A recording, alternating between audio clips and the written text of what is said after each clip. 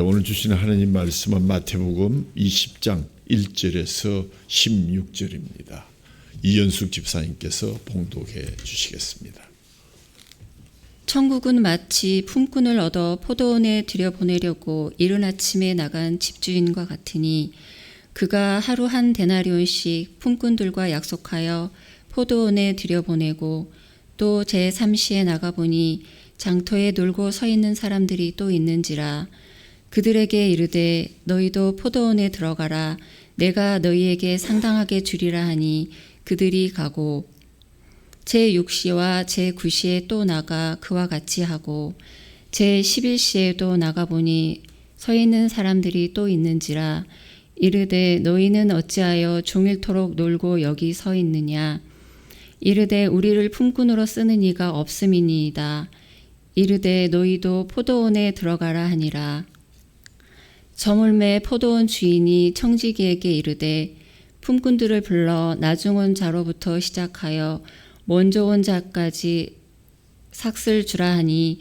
제11시에 온 자들이 와서 한 데나리온씩을 받거늘 먼저 온 자들이 와서 더 받을 줄 알았더니 그들도 한 데나리온씩 받은지라 받은 후 집주인을 원망하여 이르되 나중 온 이 사람들은 1시간밖에 일하지 아니하였거늘 그들을 종일 수고하며 더위를 견딘 우리와 같게 하였나이다. 주인이 그 중에 한 사람에게 대답하여 이르되 친구여 내가 네게 잘못한 것이 없노라. 네가 나와 한 데나리온의 약속을 하지 아니하였느냐. 네 것이나 가지고 가라. 나중 온 이 사람에게 너와 같이 주는 것이 내 뜻이니라. 내 것을 가지고 내 뜻대로 할 것이 아니냐. 내가 선함으로 내가 악하게 보느냐. 이와 같이 나중된 자로서 먼저 되고 먼저 된 자로서 나중되리라. 아멘. 날씨가 많이 추워지고 우리 환자들도 많이 발생해서 건강이 많이 걱정됩니다. 저는 늘 예배할 때마다 제 정면에서 저를 바라보고 있는 이영수 집사님의 눈길을 바라보면서 설교를 했는데 오늘 아마 무슨 일이 있어 못 나오신 것 같아서 걱정이 되기도 합니다. 여러분 기도해 주시길 바라고요. 오늘 우리가 읽은 이 말씀은 아마 여러분들이 그 내용을 너무나 잘 알 것입니다. 왜냐하면 제가 기록을 보니까 2, 3년에 한 번씩 꼭 이 말씀을 가지고 여러분에게 설교를 한 적이 있었습니다. 예수님은 복음서에 약 50여 개의 예화를 우리에게 들려주셨습니다. 그런데 왜 비유로 말씀하셨을까? 제자들이 그 이유가 무엇일까 하고 물었습니다. 그런데 예상 밖의 답변을 하셨습니다. 우리가 생각할 때는 천국의 비밀을 인간들이 이해하기가 어려우니까 비유로 쉽게 설명했다라고 알고 있는데 이러한 우리의 일반적인 추측을 깨시고 예수님이 이렇게 말씀하셨습니다. 마태복음 13장 11절 13절 천국의 비밀을 아는 것이 너희에게는 허락되었으나 그들에게는 아니 되었나니 무릇 있는 자는 받아 넉넉하게 되되 없는 자는 그 있는 것도 빼앗기리라. 그러므로 내가 그들에게 비유로 말하는 것은 그들이 보아도 듣지 못하며 보지 못하며 들어도 듣지 못하며 깨닫지 못함이니라. 이렇게 대답하셨습니다. 무슨 말씀입니까? 그 뒤에 보면 이사야서 6장 9절에 10절의 말씀을 들려주신 후에 인간의 마음이 무지하고 완악하여져서 그 귀는 듣기에 둔하고 눈은 감았다. 눈으로 보고 귀로 듣고 마음으로 깨달아 돌이켜 내게 고침을 받을까 내가 염려하노라. 두려워하노라. 하나님이 두려워할 게 뭐가 있겠습니까? 그러나 예수님 말씀하시기를 나는 그들이 돌이키기를 거부한다. 두려워한다. 무슨 뜻입니까? 이스라엘의 완고함과 불신이 얼마나 심했던지 그들이 돌이켜 회개함으로 멸망으로 예정된 그들의 운명이 바뀔 바가 두려워서 그들이 깨닫지 못하도록 비유로 설명한다는 것입니다. 의외의 대답이죠. 만약에 여러분이 비유를 듣는데 잘 깨달아지지 않는다면 혹시 예수님이 이러한 뜻이 우리에게 내게 임한 것은 아닌가를 생각해야 할 것입니다. 35절에 이는 선지자를 통하여 말씀하신 바가 내가 입을 열어 비유로 말하고 창세부터 감추인 것들을 드러내리라 하신 시편 78편 2절 말씀을 이루려 하심이라고 말하면서 그러나 너희는 믿는 너희들은 너희 눈으로 보고 너희 귀로 들음으로 인해서 복이 있도다 이렇게 말씀하셨습니다. 비유는 어떻게 보면 참 쉬운 것 같기도 하고 어쩜 좀 어렵기도 합니다. 우리의 해석을 필요로 하는 얘기인 것처럼 생각되지만 그것은 우리의 편견입니다. 비유는 우리의 어떤 통찰력의 혜택을 받아야만 풀어질 수 있는 수수께끼 같은 것이 아닙니다. 그와 반대로 비유는 바로 우리 자신을 해석해 주는 이야기입니다. 비유는 우리의 실체를 드러내는 이야기입니다. 대부분의 사람들은 예수님의 비유를 읽을 때 이 비유를 통해서 교훈을 얻을 것이다. 아니면 우리가 마땅히 살아야 될 도덕적인 가르침을 찾아야 된다. 윤리적 규범을 찾으려고 애씁니다. 다시 말해서 비유로부터 그런 교훈이나 윤리를 추출하려는 의무감으로 비유나 예화를 듣기 쉽습니다. 그러나 비유는 그런 것이 아닙니다. 비유들은 의미를 숨기고 있는 이야기들이 아닙니다. 비유들은 여러분들에게 정면으로 맞닥뜨리려 하는 투명한 이야기입니다. 돌아갈 필요가 없고 여러분에게 닥치는 대로 그 도전을 받으시면 됩니다. 우리가 안주하고 있는 세계를 도발해오는 각자의 이야기다 이렇게 얘기할 수 있습니다. 왜냐하면 오늘 본문을 가지고 또 말씀을 전하신 저명하신 목사님들의 설교를 들어보니까 각각 받아들이는 이야기가 달랐다. 왜? 우리에게 도전하고 있기 때문입니다.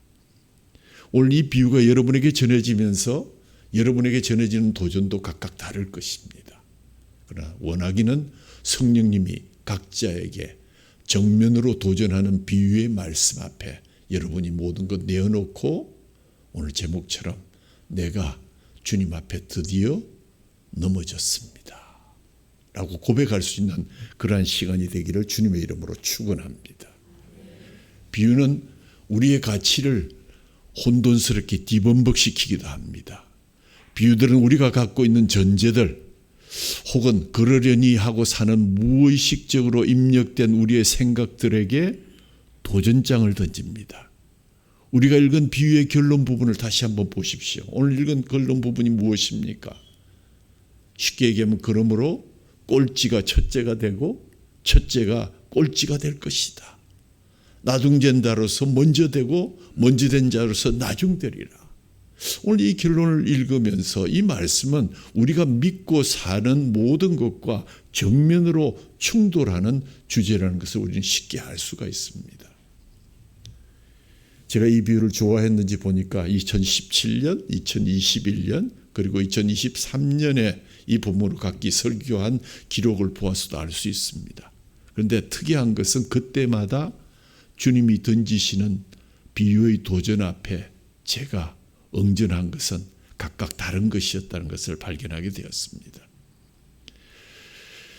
지난 금요일 재직 수련회 주제가 칼빈주의 5대 교리를 준비하면서 본문의 포도원 주인이 또 한 번 생각났습니다. 하나님께서 절대 부패해서 전적으로 타락해서 이미 죽었던 저를 창세전에 조건 없이 선택해 주셨고 예수 그리스도의 십자가의 제한된 속죄의 제상이 되어서 구속의 은혜를 입었으며 성령의 불가항력적인 부르심 때문에 항복했고 주 예수 그리스도를 믿게 되었습니다. 그리고 제 안에서 착한 일을 시작하신 하나님께서 약속하신 천국 도성을 향해서 여러분들과 함께 걸어가도록 교회를 주셨고 지금도 그 견인의 은총으로 우리는 주님 앞에 나와서 영과 진리로 경배하고 있습니다. 이 은혜를 베푸신 분이 누구십니까?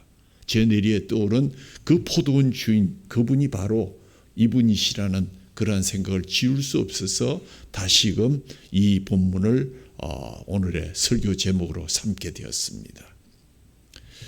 이 말씀을 다시 메시지로 선포하게 된 결정적인 글이 하나 있습니다. 그 글은 바로 성 어거스틴의 고백록 중에 우리의 가슴을 울리게 하는 다음의 구절들입니다.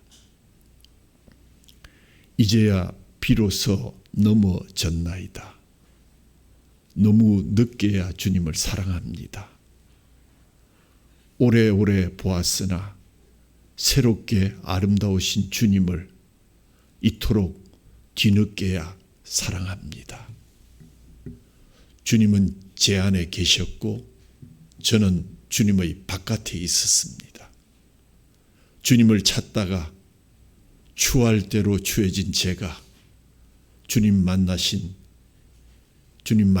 그 아름다움 위에 이제 비로소 넘어졌나이다. 주님을 찾다가 추할 대로 추해진 제가 주님 만드신 그 아름다움 위에 이제야 비로소 넘어졌습니다. 사랑하는 성도 여러분, 서 있는 것이 늘 이기는 것이 아닙니다. 때로 우리가 넘어져야 할 때가 있습니다.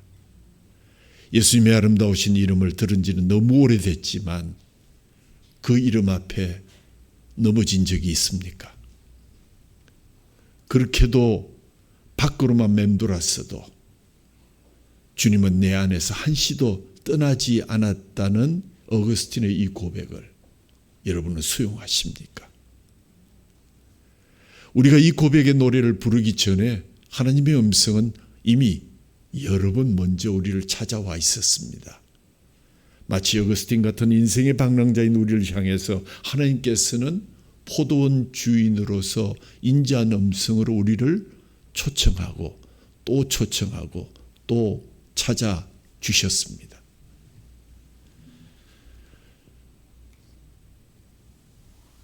포도원 주인은 이른 아침에 인생들 앞에 나타나셨습니다.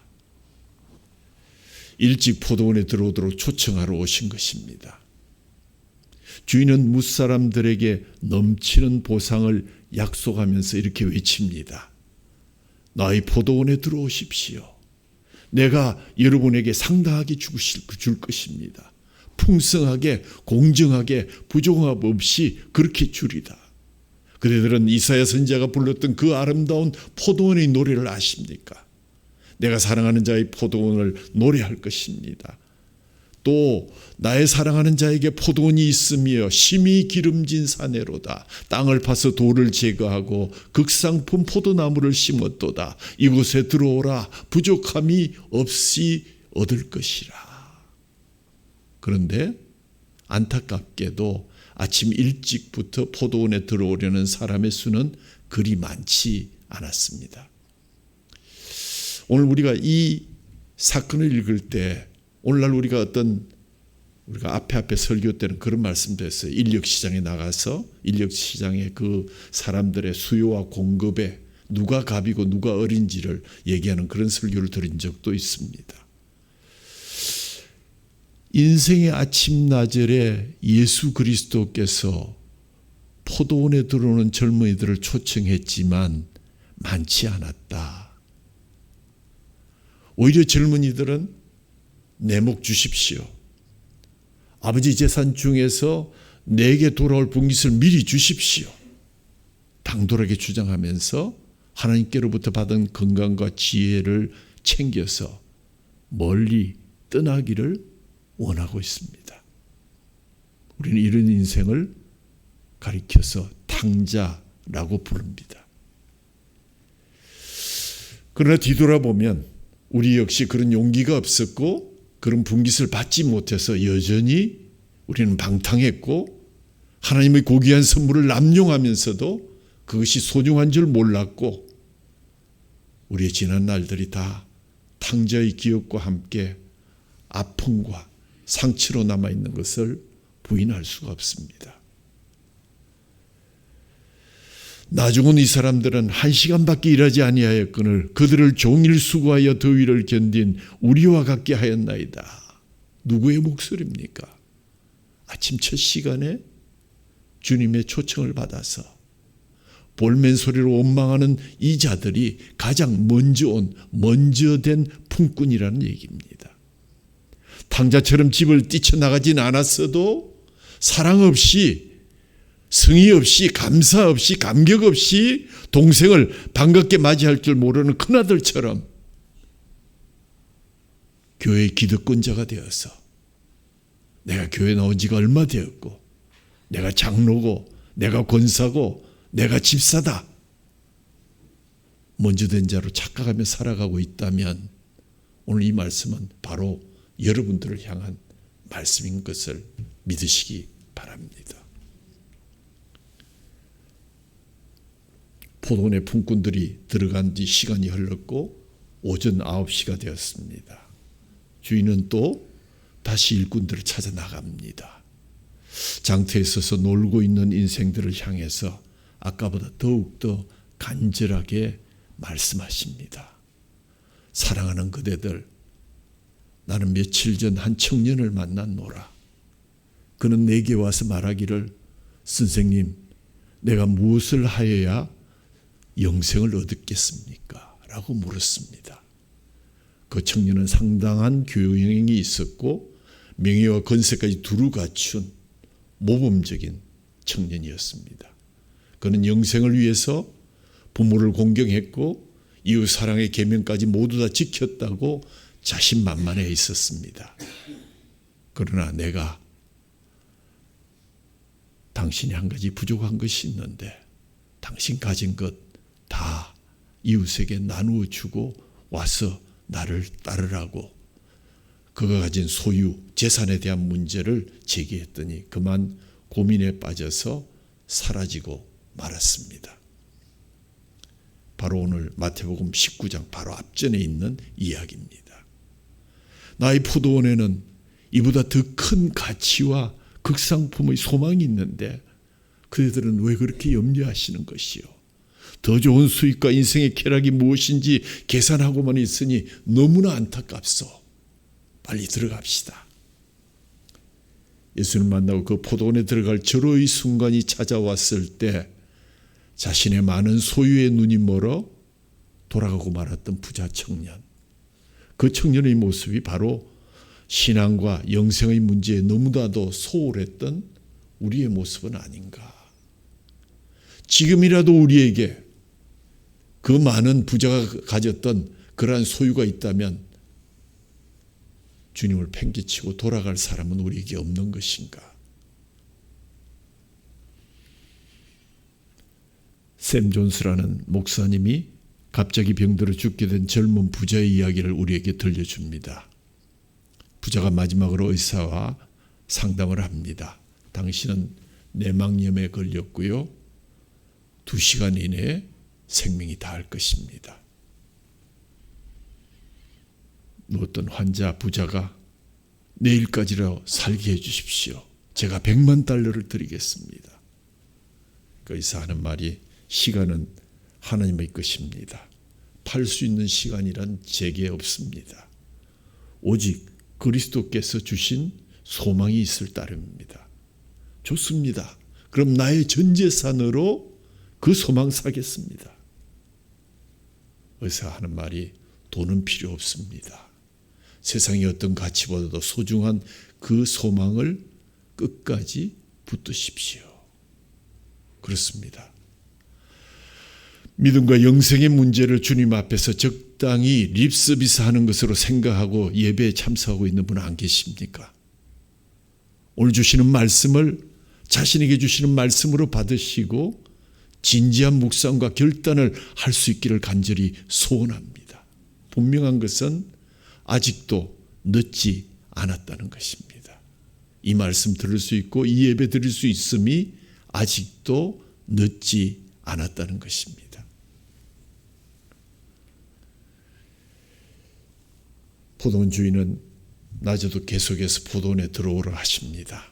12시가 넘고 오후 3시가 되었는데 또 나와서 초청의 말을 멈추지 않습니다. 뭐가 그렇게 딱해서 저렇게도 저분은 이야기를 하고 계실까? 장터에 앉아 놀고 있는 사람들은 자신의 일에만 마음을 두고 세상사 걱정 속에서 어떻게 하면 내가 이익을 얻을까 노심초사하고 있는데, 포도원 주인은 장터 인생들에게 하나님 나라에서 떡을 먹고 포도주를 마시는 복된 잔치의 자리에 참여자가 되시기를 바랍니다. 애소합니다. 인자한 주인이 잔치를 베풀고 많은 사람을 초청했습니다. 잔치에 초청했던 사람들에게 정중히 인사하며 기별하니 사람들은 갖가지 핑계를 대며 오질 않았습니다. 나는 밭을 샀습니다. 아무래도 나가 보아야겠습니다. 나는 소를 샀거든요. 무려 5개이나 되는데 시험하러 가봐야 되겠습니다. 나는 장가 들었습니다. 여러분 알다시피 율법에는 1년 동안 전쟁에도 나가지 않고 모든 의무에서 면제되고 있지 않습니까? 나의 아내와 행복한 365일을 보낼 권리가 내게 있지 않습니까? 초청을 거부했습니다. 누가복음 14장에 이 포도원 주인이 했던 이야기입니다.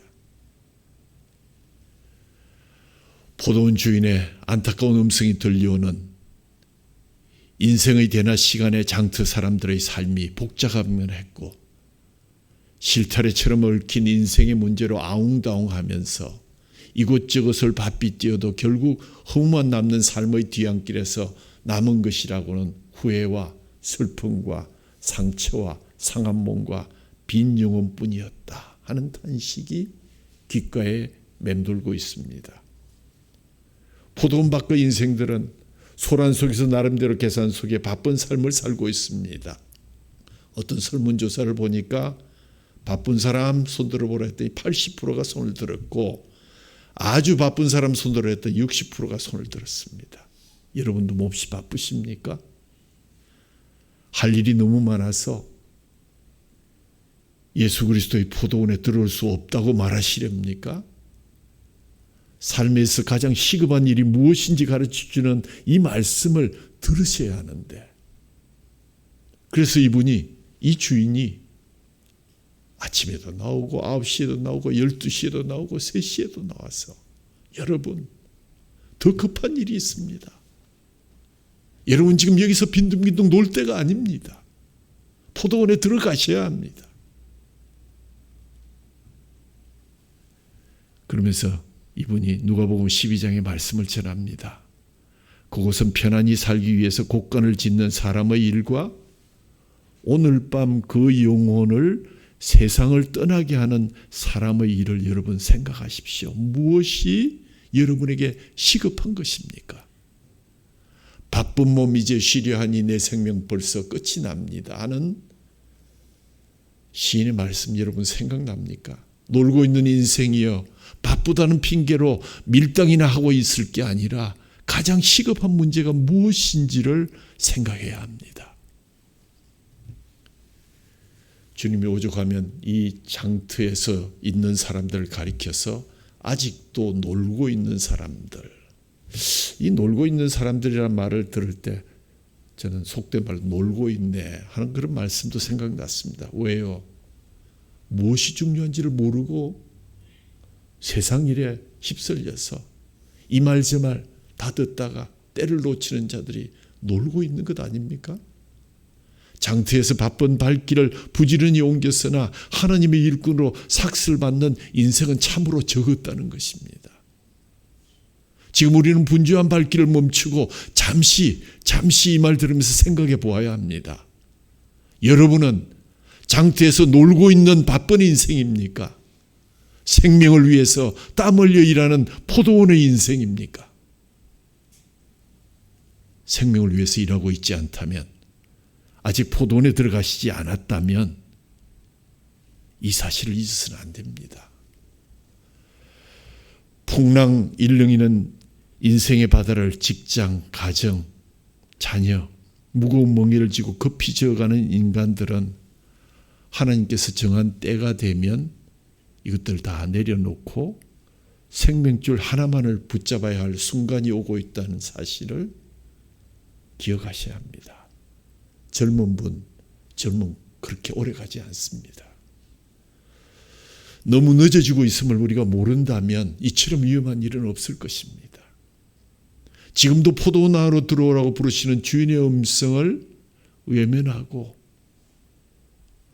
세상 소리에 귀를 기울이며 무엇이 더 나을까 계산하는 여러분, 밭에서 소를 부릴 때 들었던 주님의 음성이 들리십니까? 주님의 초청을 외면하고 장가가고 시집간 날에 날아온 주님의 말씀이 기억나십니까? 갈등 많고 복잡한 생활의 터 위에서 내리신 생명의 초대를 어찌 외면할 수 있단 말입니까? 힘겨운 우리 인생이 하늘을 외면한 채 바쁘게 지내다 보면 어느새 중천의 해는 떨어지고 황혼의 저녁별이 하나 둘 보이기 시작하는 때가 오고 말 것입니다. 아직 먼 훗날의 얘기라고 생각하지 마십시오. 제가 나이가 많아서 이런 설교를 드린다고 생각하지 마십시오. 세상의 인력 시장은 어떻습니까? 2년 전 드린 설교에 보니까 서울 남구로역 앞 인력 시장에서 사흘째 공친 한 노동자의 한숨 소리가 깊어가고 있었다. 사랑빛 눈물이라는 이름의 한 노동자가 이러한 글을 남겼다. 오늘도 허탕이다. 벌써 사흘째 아무 일도 하지 못했다. 날이 밝아오자 하나둘 자리를 뜬다. 몇몇 남은 사람들끼리 모여 순댓국으로 아침을 때운다. 질긴 돼지 창자 속에 부드러운 당면이 나를 위로해 준다. 허연 핏국 한 사발이 목구정을 타고 내린다. 오늘도 허탕이다. 벌써 사흘째 내 삶이 줄어간다.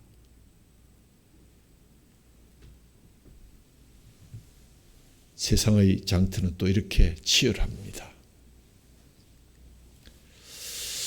어느 날 듀크 대학교 교목실장이신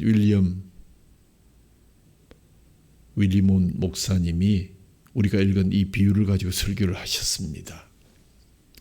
예배 후에 한 젊은 여자가 그에게 찾아왔습니다. 그녀가 묻습니다. 이야기 잘 들었는데요. 당신이 말씀하신 이야기들의 출처가 어디입니까? 일찍 온 사람, 늦게 온 사람들이 있었다는데 모두 똑같은 품삯을 받았다는 그것 사실입니까? 목사님이 그것 내가 지었는 얘기가 아니고요. 마태라는 분이 지었습니다. 마태요? 그게 책입니까? 맙소사, 당신 어디서 오신 분입니까? 그거 성경인데요. 그래요? 성경에 대해서 제가 들어본 일은 있지요. 알고 보니까 전에 교회 어릴 때 다녀본 일은 있었던 여자였는데 이리저리 돌아다니다가 교제 중인 남자를 따라서 대학 채플에 들어와 앉아 있었다고 그럽니다. 그 다음 그녀의 말이 압권입니다. 제가 볼 때 이 포도원 이야기는 터무니없는 이야기입니다. 말도 되지 않는 끔찍한 이야기입니다. 이것이 어떻게 공평합니까? 실제 삶에서 누군가 그렇게 행동했다면 그 사람은 이미 맞아 죽었을 것입니다. 윌리몬 목사님이 유머러스하게 이렇게 응수했다네요. 당신 말을 듣고 보니 맞네요. 정말로 당신을 존경합니다. 왠 줄 아십니까? 나는 이 이야기를 수없이 읽고 듣고 전했습니다. 그런데 처음에는 좀 이상했어요. 당신처럼. 그런데 이제는 아주 자연스러운 얘기가 되었지요. 그러나 포도원에 관한 이야기를 하신 분이 있는데 바로 예수라는 분입니다. 그분이 이 이야기를 하셨거든요. 그런데 그분이 이 이야기를 했다는 이유로 당신이 말한 것처럼 살해되고 말았습니다. 이 일 때문에 사람들이 그를 십자가에 못 박아 죽였습니다. 오늘 이 이야기에 대해 설교했는데 많은 사람들이 손을 잡으면서 오늘 설교 정말 좋았습니다 라고 말했는데 불행인지 다행인지 모르겠지만 오늘의 핵심을 제대로 짚은 사람은 당신밖에 없는 것 같습니다. 당신 말처럼 이야기는 정말로 말도 안 되는 이야기입니다. 터무니없는 이야기입니다. 그래서 이 이야기는 은혜의 이야기입니다.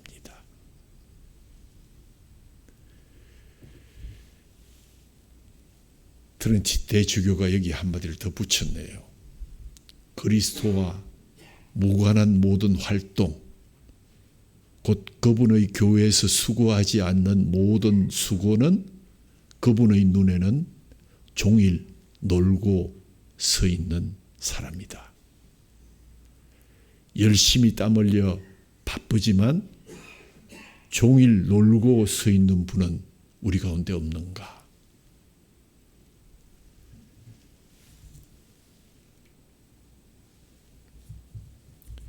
이 땅의 인력시장과는 달리 천국을 비유한 성경의 이 장태에서 놀랍게도 포도원 주인이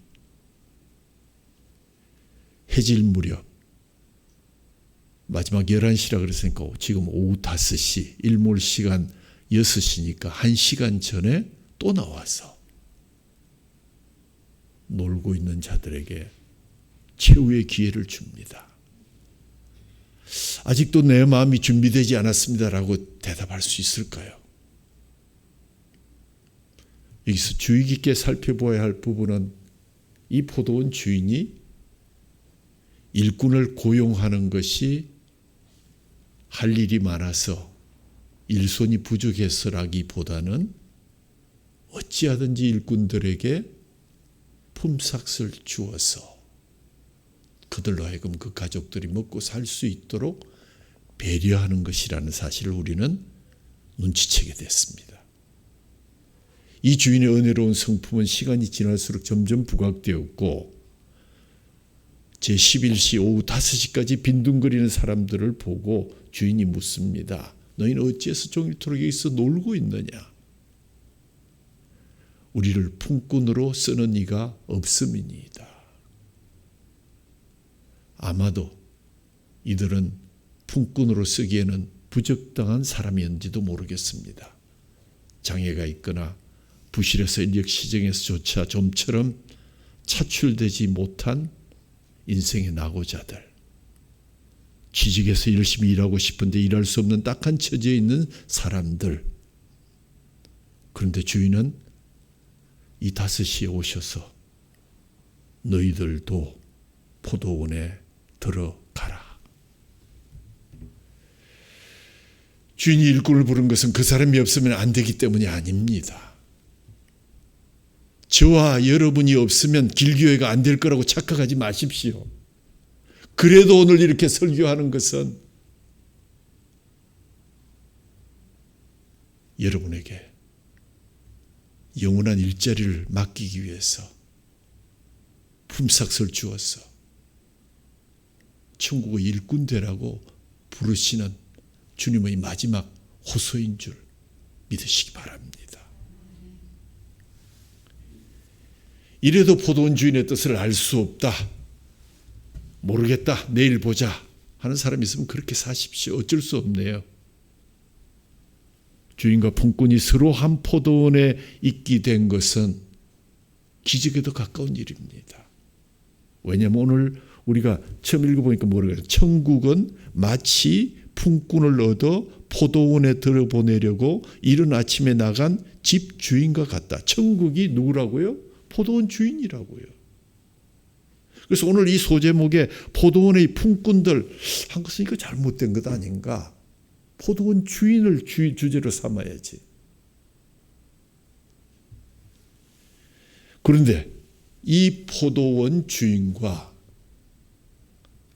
일자리가 없어서 놀고 있는 우리를 설득하고 설득해서 끌고 가다시피 해서 포도원에 들어온 우리 죄인들은 어떻게 해서 이 한 공간 포도원에 같이 살 수 있을까? 그것은 공적인 약속 때문입니다. 이분이 오시기 전 오래전에 하나님께서 우리에게 주신 약속 때문입니다. 무슨 약속입니까? 거룩하신 하나님과 부패한 죄인, 너무나 어울리지 않는 이 존재가 포도원에서 함께 있을 수 있는 것은 하나님의 언약이다. 그 언약의 핵심 내용은 바로 그분께서 우리의 왕이 되시고 우리는 그분의 백성이 되는 것이다. 이미 오래전에 하나님이 아브라함과 모세와 그 많은 선지자들에게 이스라엘 백성들에게 주셨던 언약 때문에 오늘 이 비유가 성립이 된 것입니다. 언약을 맺으신 목적이 하나님 나라 곧 은혜의 왕국 건설에 있음을 우리가 알 수 있는 것입니다. 포도원 주인처럼 하나님께서는 역사의 한순간에 그분 백성을 몽땅 모집하면 참 좋았을 것 같은데 하나님 그러지 않으셨던 것은 포도원 주인과 비슷한 것입니다. 역사의 흐름 속에서 때가 되매 무대에 올라왔던 사람들 중에 이미 택하셨던 사람을 또 고르시고 다음 무대에서 또 사람을 고르시고 자기의 분기서 역할을 하고 포도원으로 들어온 자들만이 구원을 얻을 수 있었다는 것입니다. 그것을 우리는 뭐라 그럽니까? 구속사의 전개다 이렇게 얘기합니다. 역사의 흐름 속에서 우리를 한 분 한 분 초청해서 구원해 주신 하나님의 은혜, 성경 전체가 하나님께서 언약이라는 형식을 사용해서 이 구속사의 과정을 통해서 하나님 나라를 형성해 가는 것, 그 부르심에 우리가 합당하여서 주님 앞에 나오게 된 것, 우리의 능력이 아니라 전적인 하나님의 은혜임을 믿으시기 바랍니다. 문제는 더 이상 늦출 수가 없다는 것입니다. 인생의 마지막 때 깊은 절망의 순간에서도 주님은 우리를 부르십니다. 내가 아무리 주님을 멀리 떠나려고 해도 그 마지막 순간, 마지막 자리에서 주님은 우리의 손을 내미시는 불가항력적인 은혜를 퍼부어서 우리로 하여금 항복하게 하시고 세상 어디서도 우리를 품고로 서는 곳이 없을 적에 그분은 우리를 찾아오셔서 따뜻하게 일러주시면서 눈물 흘리시면서 야 아직도 늦지 않았어. 포도원에 들어가거라. 장터의 인생들이 몹시 쑥스러워했겠지요. 여러분도 아마 주님의 그 부르심의 마지막 응답을 할 때 참 부끄러웠을 것입니다. 하루 종일 놀았는데 지금 들어가도 되겠습니까? 평생 믿지 않고 살았는데 면목이 없네요. 괜찮을까요? 괜찮다. 십자가에 내가 달릴 때 평생 교회 한 번 안 가본 사람이 나와 같이 십자가 옆에서 달려서 나를 주로 인정해 줄 때 그도 포도원에 들어가서 함께 천국에 살자고 했더니 그가 다행히 내 청을 들어주어서 그도 천국에서 나와 함께 있다는 것 너희들 알지 못하느냐. 아브라함의 99세 때의 일을 기억하지 못하느냐. 하나님께서 나타나서 이르시되 나는 전능한 하나님이다. 너는 내 앞에서 행하여 완전하라. 내가 내 언약을 나와 너 사이에 두어 너를 크게 번성하게 할 것이다. 내 언약이 너와 함께 있으며 너는 여러 민족의 아버지가 될 것이다. 내가 너로 심히 번성케 하리니 내가 네게서 민족들이 나게 하며 왕들이 네게로부터 나올 것이다. 창세기 17장의 그 약속 때문에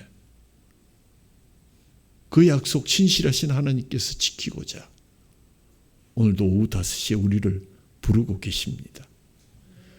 99살의 아브라함을 부르시고 80살의 모세를 쓰신 하나님께서 늦게 피어나는 인생을 받으신 그 놀라우신 사랑, 그것 없었더라면 우리가 과연 오늘 이곳에 올 수 있었을까요? 그래서 포도원에 들어와서 늦게 핀 이 블룸 레이터, 가장 늦게 피는 꽃이 된 것, 예배에 늦을까 봐 백발을 날리면서 종종걸음으로 들어와서 주름진 손으로 땀 닦고 돋보기로 성경을 찾는 늦게 핀 꽃의 향기를 받으시는 하나님의 사랑이 바로 여기에 있습니다. 그래, 너희를 품꾼으로 쓰는 사람이 없었구나. 내가 보기는 괜찮은데 지금이라도 괜찮다. 들어오거라. 그리고 나서 또 한 번의 반전은 계산을 하는데 나중 온 자부터 시작해서 먼저 온 자까지 삭슬 주어라. 아니 그냥 좋게 하루 종일 일하면 사람들 한 데나리온 줘서 보내고 그 다음 또 보내고 그 다음 이렇게 점점 다 한 데나리온씩 주면 다 기쁘고 이런 불평도 없을 터인데 나중된 자가 먼저 되고 먼저 된 자가 나중되리라는 말씀을 결론적으로 주시면서 포도원 주인에게 감사드리는 사람은 누구였는가? 오랫동안 교회에 나와서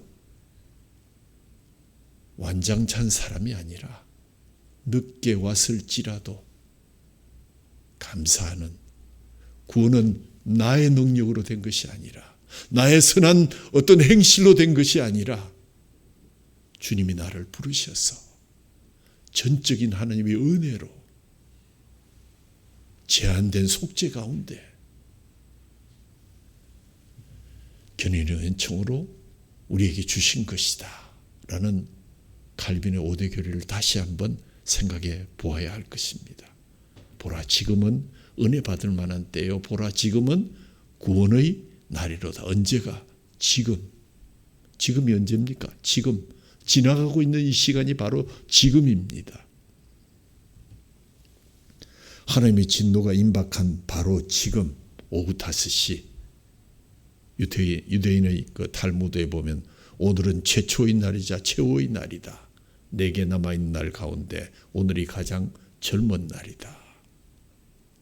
오늘처럼 확실한 날. 내일 글쎄요. 모르죠. 다음 주일 글쎄 알 수가 없죠. 내년 전혀 알 수 없습니다. 하나님께서 허락하셔야 누릴 수 있는 시간입니다. 어젯밤 내내 오늘을 기다리다 숨을 헐떡거리다가 삶을 마감한 분들에게는 오늘 이 시간, 특별히 길교에서의 이러한 예배의 시간, 이 말씀을 받을 수 있는 주의를 한 번 더 누리지 못한 채 생을 마감한 사람이 있다면 오늘이야말로 바로 어제 그날, 바로 그 시간이 그들에게 최고의 날이었습니다.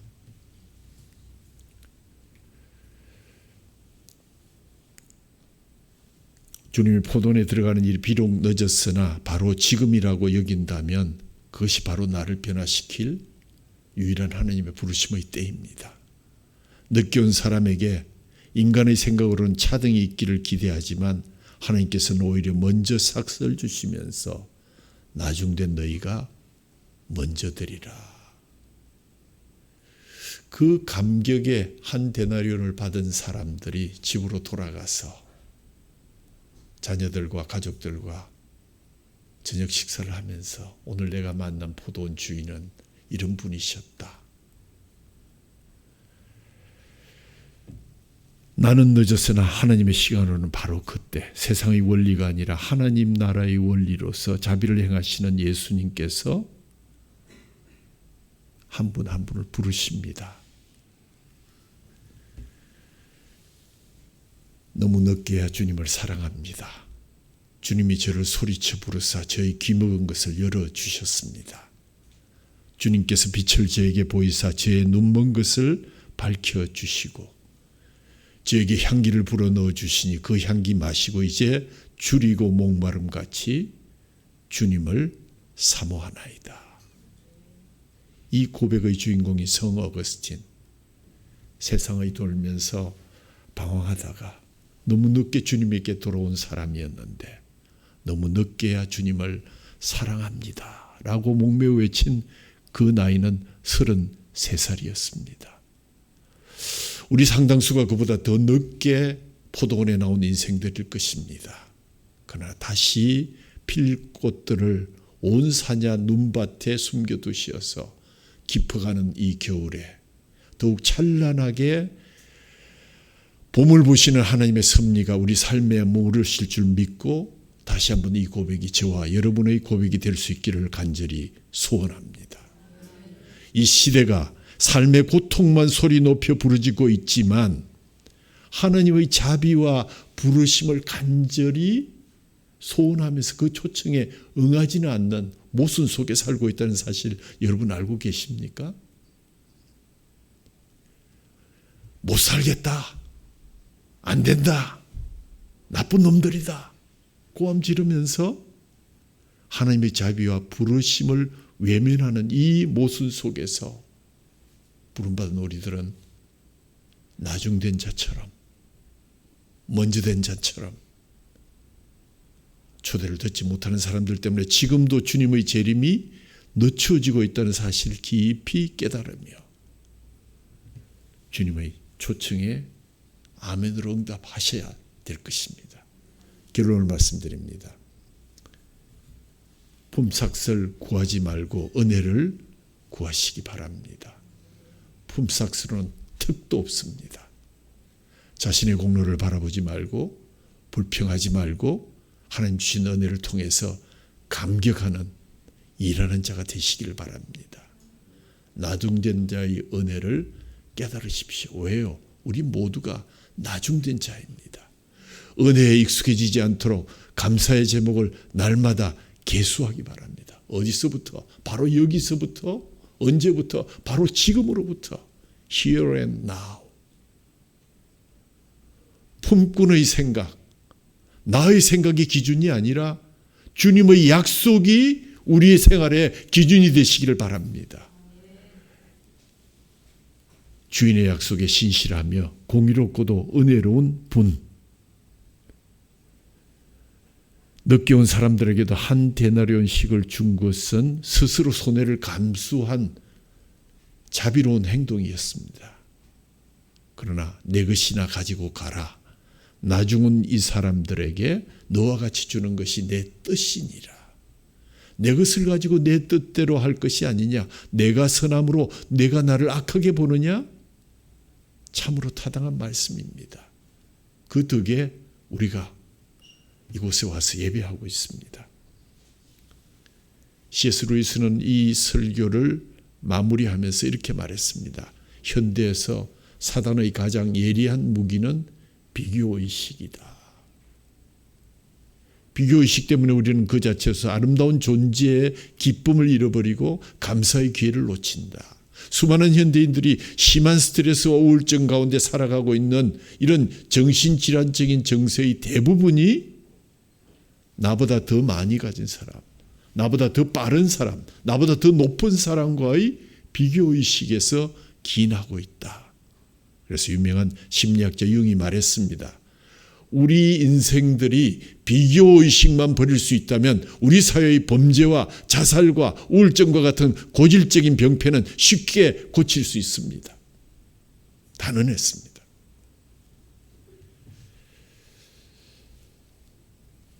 너무 늦게야 주님을 사랑합니다. 이제 주님의 아름다움 앞에 내가 넘어짐으로 인해서 주님을 사랑하게 되었습니다. 나중에 와서 먼저 된 이 품꾼이야말로 오늘 비유의 주인공이어서 성경은 제목을 포도원의 품꾼들이라고 붙인 것이 맞는 것 같습니다. 만약에 제가 은퇴 후에 새로운 어떤 모임을 만든다면 5시의 교회는 조금 제가 너무 벅찬 것 같고 4시의 교회를 만들면 어떨까 하는 그런 묵상도 하게 되었습니다. 이제 우리가 찬송을 같이 하나 부릅니다. 36번 달리다 쿰. 우리 금요 기도회 때 또 우리 재직 수련회 때도 불렀던 찬양입니다. 이 어거스틴의 심정으로 우리가 한번 36번 달리다 쿰. 제가 권면하기는 힘든 사람 하실 필요 없지만 십자가에 달리신 우리 주 예수 그리스도의 심정으로 십자가의 상태로 이 찬양을 고백할 수 있길 바랍니다.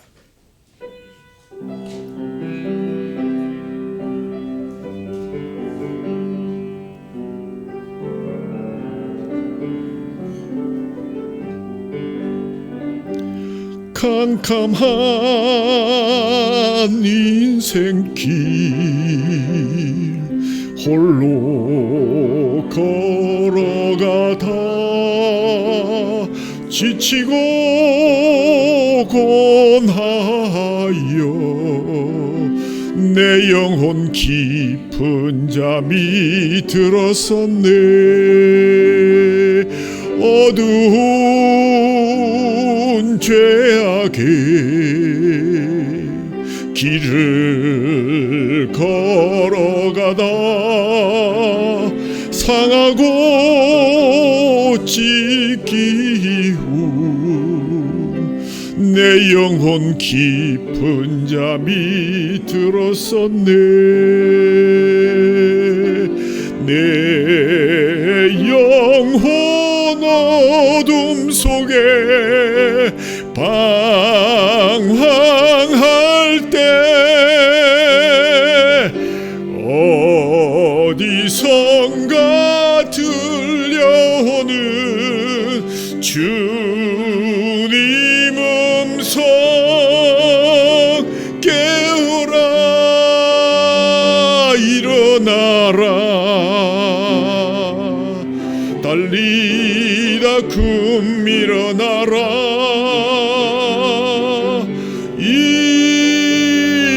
일어나라 죄악에 잠자던 영혼아 달리다 금 깨어라 일어나 걸으라 어둠은 물러가고 새날이 다가오네 주님 오실 날 멀잖았네 어둠 속에 잠자던 영혼 일어나라 일어나 걸으라 달리다 금 일어나라 주님을 떠나서 세상을 향해 맘대로 고집하며 내 영혼 먼 곳으로 나갔었네 인생의 어려움 절망 가운데 눈물과 한숨과 내 영혼 슬픔 속에 잠이 드네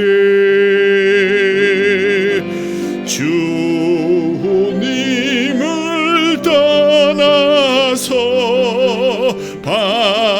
방황할 때 어디선가 들려오는 주님 음성 깨어라 일어나라 달리다 금 일어나라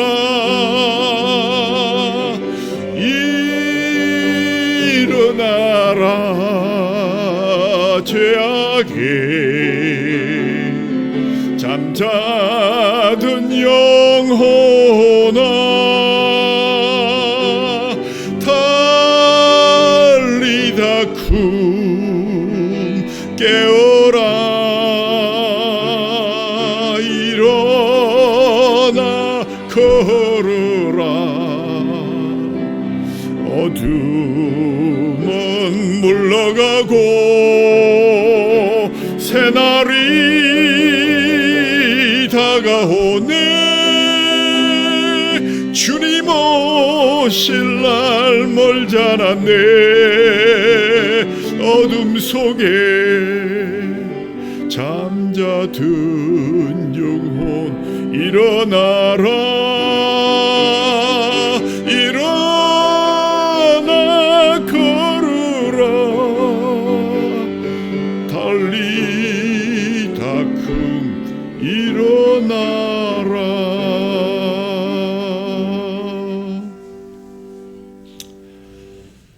깨어라 일어나라. 죄악에 잠자던 영혼아 일어나라. 말씀하시는 주님 감사합니다. 오늘도 저희들에게 지금만이 은혜 받을 만한 때요, 지금이 구원의 때라 하셨사오니 하나님, 이제서 비로소 주님의 아름다움에 내 추한 몸이 넘어졌습니다. 너무 늦게야 주님을 사랑하게 되었습니다. 주님, 어거스틴의 고백이 우리의 고백이 되게 하여 주옵소서.